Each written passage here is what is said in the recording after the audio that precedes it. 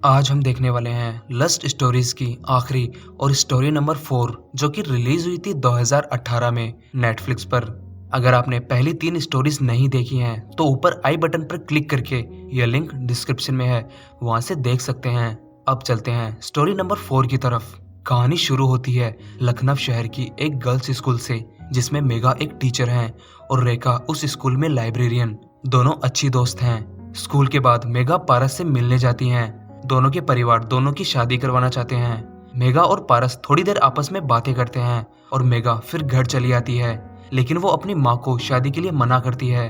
तो उसकी माँ उसे शादी के लिए मनाती है और मेगा शादी के लिए मान जाती है। कुछ दिनों बाद मेगा और पारस की शादी हो जाती है।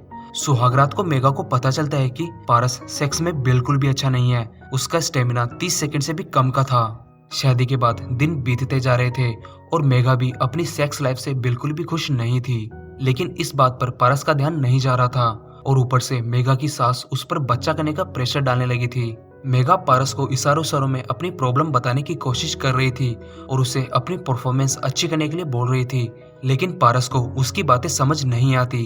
एक दिन स्कूल में रेखा अपने साथ वाइब्रेटर लाती है। वो उसे वहीं लाइब्रेरी में यूज कर रही थी कि उसे स्कूल के प्रिंसिपल का पियून देख लेता है और साथ ही मेगा भी। रेखा को देखकर मेगा के अंदर भी थोड़ी उम्मीद जग जाती है, लेकिन पियून प्रिंसिपल को जाकर सब कुछ बता देता है तो वो रेखा से वो वाइब्रेटर ले लेते हैं। लेकिन अगले दिन मेगा मौका पाकर वो वाइब्रेटर प्रिंसिपल के ऑफिस से चुरा लेती है और अपने साथ घर ले जाती है।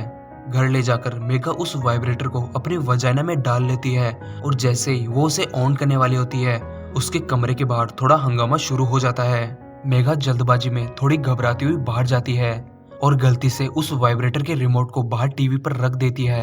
वो देखती है कि पारस का छोटा सा एक्सीडेंट हो गया था। वो पारस को संभालने लग जाती है। तभी उधर मेगा की दादी सास टीवी पर पड़े वाइब्रेटर के रिमोट को टीवी का रिमोट समझकर ऑन कर देती है और जैसे ही वाइब्रेटर ऑन होता है, मेगा मदहोश होना शुरू हो जाती है। ऑर्गेज्म आने तक वो भूल जाती है कि वो कहाँ खड़ी थी। परिवार के सारे लोग बस मेगा को ही देखे जा रहे थे। कुछ देर बाद जब मेगा होश में आती है तो उसे रियलाइज होता है कि वो गलत जगह पर थी। ये सब होने के बाद पारस की माँ मेगा के घर पर जाकर शादी तोड़ देती है, लेकिन एक महीने बाद पारस फिर से मेगा को मिलने बुलाता है, जहाँ वो उससे कहता है कि जो हुआ उसे भूल जाते हैं और एक नई शुरुआत करते हैं। माना तुमसे गलती हुई थी। इस पर मेगा बोलती है कि मैंने कुछ गलत नहीं किया था, जहाँ हुआ वो गलत जगह थी। फिर मेगा बोलती है कि एक औरत की हसरत सिर्फ बच्चे पैदा करना ही नहीं होती। पारस मेगा से एक मौका और मांगता है, लेकिन मेगा कोई जवाब नहीं देती और इसी के साथ कहानी खत्म हो जाती है। तो आई होप ये फिल्म और वीडियो आपको पसंद आया होगा, और अगर पसंद आया है तो वीडियो को लाइक करें। चैनल पर पहली बार आए हैं तो चैनल को सब्सक्राइब करें और बेल आइकन को भी जरूर प्रेस करें। तो मिलते हैं अगले वीडियो में एक नई मूवी या वेब सीरीज के साथ। तब तक के लिए गुड बाय।